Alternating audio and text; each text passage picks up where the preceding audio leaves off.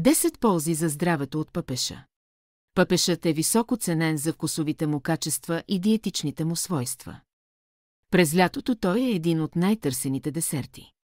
В сочния пъпеш се съдържат лесноусвоими захари, белтачини, нишесте, пектини, витамини, органични киселини, минерални соли.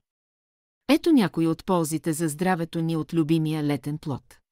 Пъпешът е полезен при анемия, сърдечно-съдови заболявания, болести на черния дроб и бъбреците, а също така при подагра и при ревматизъм. Пъпешът е богат на силици. От него зависи състоянието на твърдите тъкани, кожата и косата. Силицият влияе върху кората на главния мозък, той е необходим за доброто състояние на нервите, работата на червата, храносмилателния тракт и всички вътрешни органи.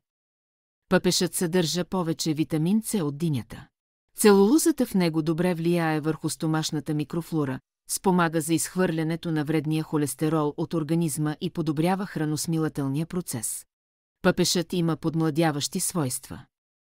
В източните страни казват, че пъпешът прави косата блестяща, очите млади, устните свежи, желанията силни, възможностите изпълними, мъжете желани, а жените прекрасни.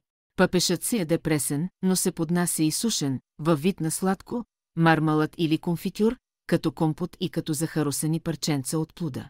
Пъпешът е богат на каротин, фолиева киселина и желязо.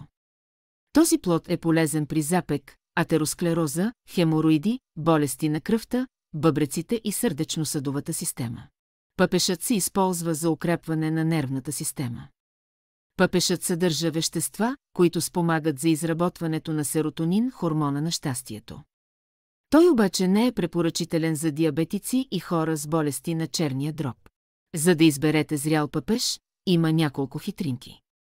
Погледнете стъблото. То трябва да е дебело и изсъхнало. Натиснете кората от противоположната на стъблото страна.